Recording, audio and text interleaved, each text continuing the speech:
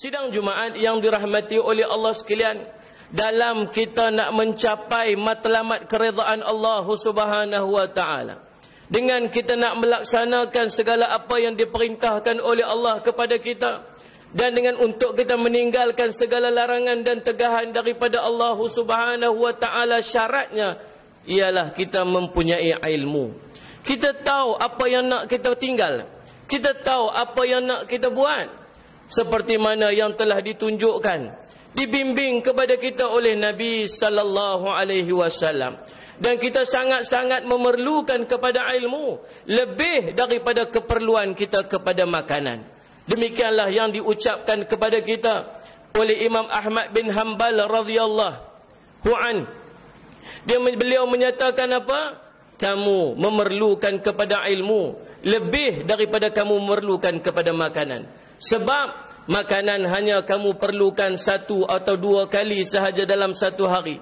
Sedangkan ilmu kamu memerlukannya pada setiap saat. Apatah lagi tuan-tuan, sidang hadirin yang dirahmati oleh Allah sekalian, kita berada pada akhir-akhir zaman yang kamu sangat-sangat memerlukan kepada ilmu. Kita, Allah takdirkan untuk berada di akhir zaman yang para sahabat sangat takut berada pada ketika ini. Para sahabat sering bertanya kepada Nabi sallallahu alaihi wasallam, "Mata sa'ah ya Rasulullah? Mata sa'ah ya Rasulullah? Bila nak kiamat ya Rasulullah? Bila nak kiamat ya Rasulullah?" Kenapa para sahabat sering bertanya kepada Nabi bila nak kiamat? Sebab mereka takut mereka dipilih Allah untuk berada pada hari-hari hujung-hujung akhir zaman tersebut, dan kita ditakdirkan oleh Allah untuk berada pada waktu ini. Sebab itu sidang Jumaat sekalian, waktu ini, ketika ini, kita sangat-sangat memerlukan kepada ilmu untuk kita berhadapan dengan fitnahnya akhir zaman. Tuan-tuan yang dirahmati oleh Allah sekalian, di antara keperluan ilmu yang nak saya ucapkan, yang nak saya sebutkan pada hari ini tuan-tuan, sebagai satu contohnya, bagaimana nanti ketika kita berhadapan dengan satu ketika yang Nabi sallallahu alaihi wasallam sebut tulu asyamsi min maghribiha, naiknya matahari dari sebelah barat. Tuan-tuan, ini satu contoh bagaimana kita setiap umat yang ada pada ketika ini sangat-sangat memerlukan kepada ilmu. Apa yang akan berlaku apabila matahari naik daripada sebelah barat? Tuan-tuan, semua di kalangan kita, semua orang tahu apabila matahari naik sebelah barat, pada hari itu tertutup pintu taubat. Amal-amal yang nak kita buat pada hari itu sudah tidak diterima oleh Allah Subhanahu wa taala. Orang yang belum beriman hari itu baru nak beriman, imannya sudah tidak menjadi manfaat. Orang yang sudah beriman tapi baru hari itu nak memulakan amal ibadatnya di sisi Allah, sudah tidak menjadi manfaat lagi. Tuan-tuan, apa yang orang tak tahu, apa yang manusia tak tahu pada ketika ini tuan-tuan, yang ramai di kalangan manusia yang tak tahu pada hari ini, ialah apa yang akan berlaku beberapa hari sebelum daripada matahari nak naik daripada sebelah barat. Peluang Allah nak bagi kepada orang yang beriman, peluang Allah nak bagi kepada orang yang mencari ilmu, peluang untuk dia beribadat dalam baki lagi 2 atau 3 hari sebelum matahari naik sebelah barat. Hari matahari naik sebelah barat, hari itu tak ada bincang lagi dah. Habis, tutup. Hari itu hari penyesalan yang ramai orang akan menyesal. Kecuali orang yang mempunyai ilmu, yang dia tahu tanda-tanda apa yang akan berlaku 2-3 hari daripada sebelum matahari naik sebelah barat. Tuan-tuan, ada 3 hadis yang masyhur yang telah dikarang, yang telah dipilih oleh Imam Ibnu Katsir radhiyallahu. Imam Ibnu Katsir tulis dalam kitabnya An-Nihayah, tanda-tanda kiamat, 3 hadis yang dipetik daripada Nabi sallallahu alaihi wasallam. Yang pertama daripada seorang sahabat bernama Abdullah. Dia bertanya kepada Nabi, dia mendengar Nabi sallallahu alaihi wasallam menceritakan tentang tanda sebelum matahari naik daripada sebelah barat. Nabi menyebutkan bahawa apa? Sebelum matahari naik daripada sebelah barat, malam kamu akan jadi panjang sekira-kira 3 malam. Ada lagi satu hadis Nabi sallallahu alaihi wasallam yang disampaikan kepada kita oleh Abu Hurairah radhiyallahu an, yang bertanya sendiri kepada Nabi sallallahu alaihi wasallam, "Ya Rasulullah, apakah tanda sebelum matahari naik daripada sebelah barat?" Kata Nabi sallallahu alaihi wasallam, "Malam kamu akan jadi panjang sekira-kira 2 malam." Tuan-tuan yang dirahmati oleh Allah sekalian, sekarang ni masa yang sangat-sangat menggentarkan hati kita. Baru-baru ni khutbah, saya khutbah dekat sini, dekat dengan Musalli ala Sayyidina Muhammad, Masjid Lebay Hashim. Saya cerita tentang tanda kiamat. Cerita tentang nanti nak muncul Dajjal. Sebelum nak munculnya Dajjal, tuan-tuan, subhanallah, waktu tu 3 tahun sebelum kedatangan Dajjal, Nabi SAW cerita, ni Allah akan sekat hujan daripada turun 1/3 tahun pertama. Tahun kedua Allah sekat hujan 2/3 dan tumbuh-tumbuhan dan binatang mati 2/3. Tahun ketiga Allah sekat hujan setitik pun tak turun, dan subhanallah binatang-binatang ternak, tumbuh-tumbuhan juga mati. Tuan-tuan, hari itu beberapa bulan yang lepas kita diuji oleh Allah dengan kemarau. Habis seluruh Malaysia buat pertama kalinya dalam sejarah, seluruh Malaysia buat sunat istisqa, termasuk tempat kita. Tuan-tuan, baru sebulan lebih hujan tak turun, apa jadi? Dekat empangan-empangan kita dah kering, tuan-tuan, duduk di tahap kritikal. Habis seluruh Malaysia, tuan-tuan, subhanallah, hampir semua tempat catu air. Di Selangor catu air, dan tempat paling banyak hujan di Malaysia di mana? Di Taiping pun catu air. Masya Allah, Rabbi, subhanallah. Baru sebulan lebih hujan tak turun. Dan tuan-tuan, mula hujan turun, kita rasa sedikit lega, dan menambah balik kerisauan kita beberapa hari lepas, apabila dilaporkan dalam akhbar bahawa akan berlaku satu fenomena alam yang akan, tuan-tuan sekalian, subhanallah, seluruh dunia akan merasakan kesannya, terutama jadi negara-negara di Asia Tenggara termasuk Malaysia, iaitulah fenomena El Nino. Salli ala Sayyidina Muhammad.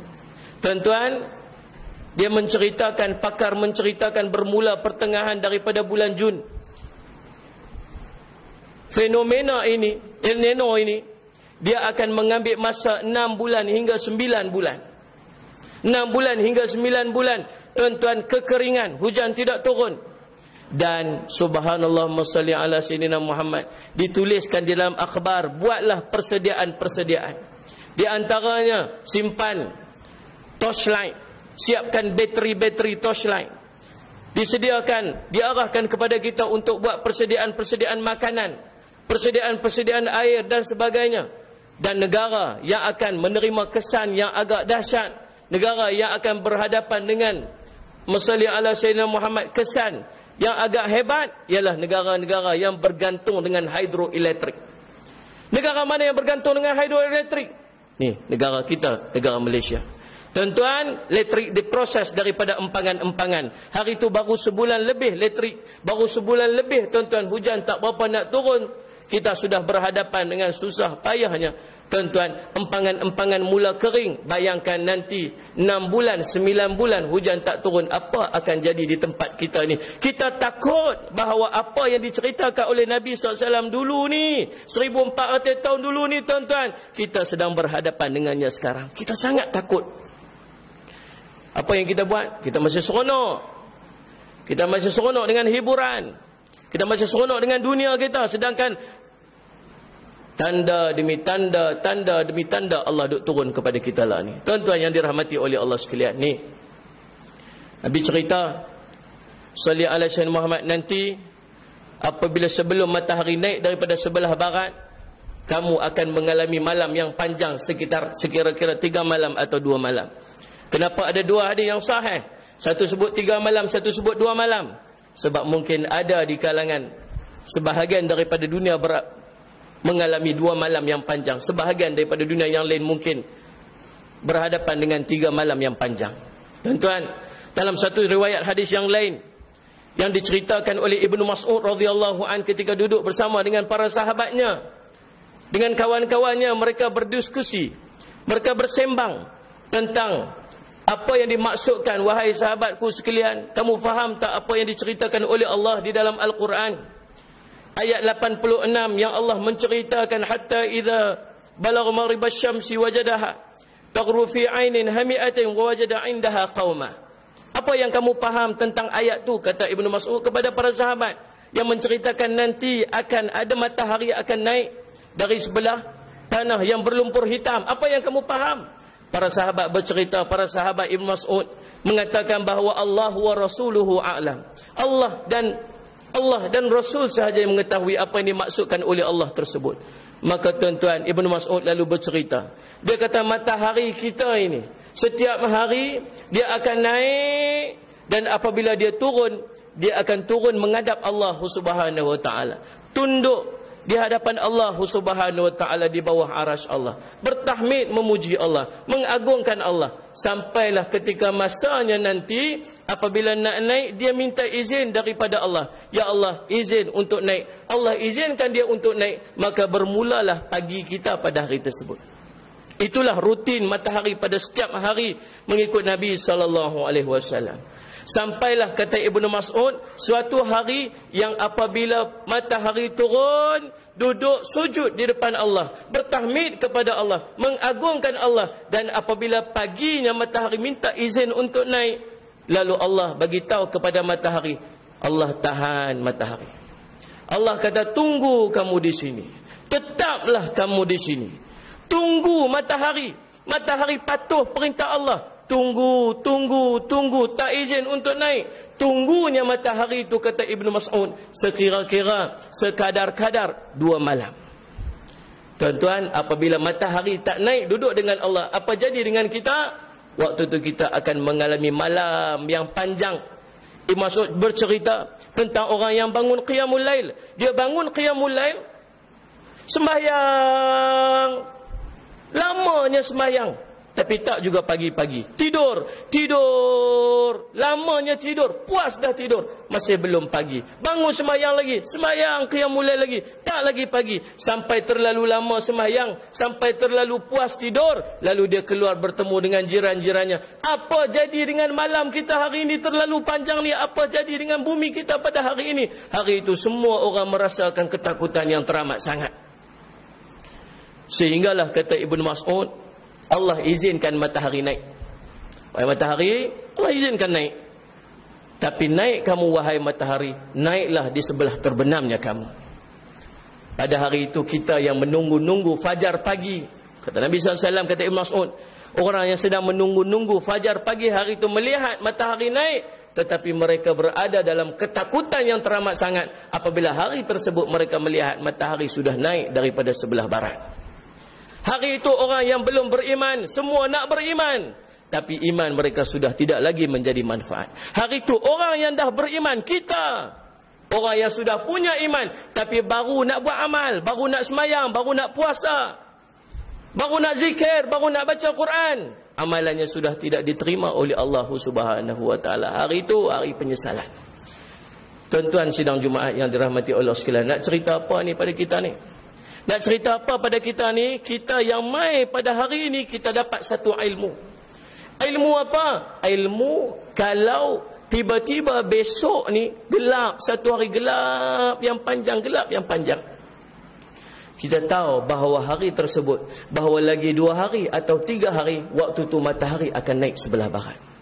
Tuan-tuan, sebab ramai orang masih kekal dengan maksiat dia pada hari tersebut.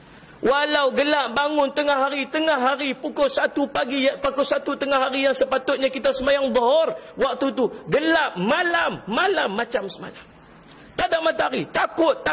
Tapi tuan-tuan yakinlah, hari tersebut orang yang tak sembahyang tetap dengan tak sembahyangnya.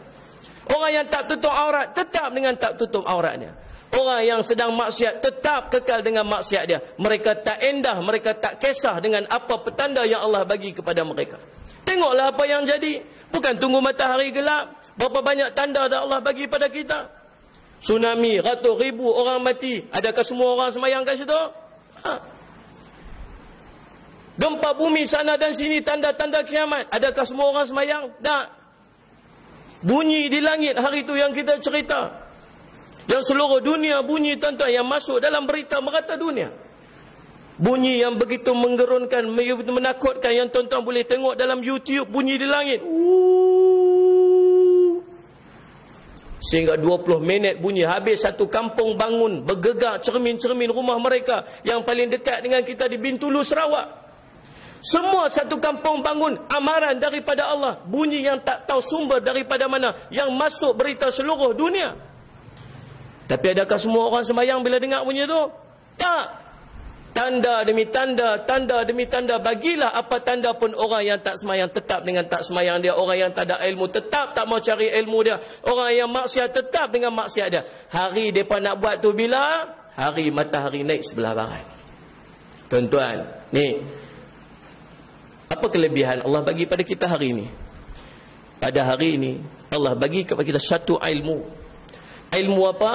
Apabila besok mungkin, kalau tuan-tuan bangun pagi besok, kita nak pergi semayang subuh, balik semayang subuh, besok ni gelap, matahari tak naik. Pukul 8 tuan-tuan pergi kerja, masih gelap, matahari tak naik. Pukul 9, pukul 10, pukul 11, pukul 12, pukul 1, matahari masih gelap, matahari tak naik. Tuan-tuan ingatlah pesan pada hari ini, bahawa lagi 2 hari atau 3 hari matahari akan naik sebelah barat. Lagi 2 atau 3 hari waktu tu semayang tuan-tuan, kalau baru nak buat sudah tidak diterima oleh Allah Subhanahu Wa Taala. Iman tuan-tuan, yang baru nak istighfar, yang baru nak bertaubat atas dosa, taubat tuan-tuan sudah tidak diterima lagi. Bahkan sudah bertaubat tapi masih belum diterima oleh Allah, selepas daripada matahari naik sebelah barat sudah tidak berguna lagi. Tuan-tuan, kalau berlaku kepada tuan-tuan hari panjang, hari gelap yang panjang, hari itu kita tahu bahawa lagi 2 atau 3 hari matahari akan naik sebelah barat. Apa yang tuan-tuan akan buat? Hari tersebut hampak sejadah, pergi masjid, hampak sejadah, semahyanglah secukup-cukupnya, istighfarlah secukup-cukupnya, taubatlah secukup-cukupnya, qadhalah semua semayang-semayang kita yang tinggal, munajat kepada Allah dengan sungguh-sungguh munajat, berdoalah kepada Allah dengan sungguh-sungguh doa, minta pada Allah agar Allah ampunkan dosa. Tuan-tuan sekalian, sebab 2 hari itu Allah masih bagi peluang kepada kita yang ada ilmu ni. Tuan-tuan sekalian, subhanallah, ini pentingnya ilmu. Ini sangat pentingnya, ini satu contoh tuan-tuan, sangat pentingnya ilmu apabila kita berada di akhir zaman ini. Ini tak bincang lagi bagaimana kita berhadapan dengan fitnahnya Dajjal. Kita belum bincang lagi bagaimana berhadapan dengan fitnah demi fitnah yang begitu besar yang tak akan mampu untuk kita tanggung sekadar dengan iman kita yang lekeh ni. Tuan-tuan, sebab itu kamu sangat memerlukan kepada ilmu, sangat memerlukan kepada ilmu. Oleh yang demikian tuan-tuan, bukan masa untuk kita bermain-main lagi sekarang, bukan masa untuk kita berseronok-seronok lagi sekarang, melainkan pada sekarang ini, mulai hari ini, kita kena pastikan kita, isteri kita, anak-anak kita, semua tuan-tuan datang untuk belajar ilmu di masjid-masjid. Sebab apabila datangnya Dajjal, apabila datangnya fitnah-fitnah, seorang suami tak akan mampu untuk mempertahankan isteri dia, melainkan isteri dia sendiri perlu untuk pertahankan diri dengan ilmu yang dia ada. Seorang isteri tak akan mampu untuk mempertahankan anak dia, sebab anak dia memerlukan ilmu dia sendiri untuk berhadapan dengan fitnah tersebut. Seorang isteri tak akan mampu untuk mempertahankan suaminya. Sekarang ini masa yang setiap orang individu sebagai Muslim memerlukan kepada ilmu untuk dia berhadapan dengan fitnah demi fitnah, fitnah demi fitnah di akhir zaman ini. Tuan-tuan, jangan sampai kita bangkit daripada masa dalam keadaan malu menyesal. Allah cerita dalam Quran, a'udzu billahi minasyaitonir rajim, walau tara idzil mujrimuna nakisu ru'usihim 'inda rabbihim rabbana absarna wa sami'na farji'na na'mal salihan inna muqinun. Sadaqallahul azim. Alangkah ngerinya kamu tengok orang berdosa itu, orang yang dulu tak pernah kisah dengan dosa pahala dia, orang dulu yang tak pernah kisah dengan akhiratnya, melainkan pulun sahaja dunia dia siang dan malam, tunduk kepala mereka di hadapan Tuhan mereka, tunduk malu, tunduk menyesal. Apa mereka kata? Rabbana absarna, wahai Tuhan kami, kami dah nampak dah hari ini, kami dah dengar dah hari ini dosa yang kami buat dulu, kami dah nampak dah dosa yang kami buat dulu, kami dah nampak dah api neraka yang menjulang-julang di depan kami, kami dah nampak dah api neraka, kami dah dengar dah api neraka yang begitu menakutkan di hadapan kami pada hari ini. Farji'na na'mal salihan, hantar kami balik pi dunia ya Allah, inna muqinun, hari ni kami yakin dah, baru yakin. Dulu ustaz duk cakap, dulu kawan ajak pi kuliah, tak mau dengar sebab tak yakin, sebab tak nampak dosa pahala, sebab tak nampak syurga neraka. Hari itu baru nak minta pada Allah agar hantar balik pi dunia, hari itu sudah tidak berguna lagi. Satu hari saja minta pada Allah, hantar balik dunia, satu hari pun cukup dah, sudah tidak menjadi manfaat lagi pada hari itu. Jangan sampai menyesal macam tu tuan-tuan. Ambillah pengajaran daripada apa yang dikongsikan pada tengah hari ini, mudah-mudahan menjadi manfaat. Saya minta maaf jika ada keterlanjuran bahasa, Tuan-tuan, ubahlah diri kita, ubahlah anak isteri kita pada bermula pada hari ini, sebab kita berada dalam akhir zaman yang sangat-sangat memerlukan kepada ilmu untuk kita berhadapan dengan fitnah-fitnah yang berlangsung sekarang. Barakallahu li wa lakum bil Qur'anil azim wa nafa'ani wa iyyakum bima fihi minal ayati wa dzikril hakim wa taqabbala minni wa minkum tilawatah innahu was-sami'ul 'alim. Aqulu qawli hadza wa astaghfirullah li wa lakum wa lisairil muslimin sumat fastaghfiruhu fa ya fawzal mustaghfirin wa ya najatat taibin.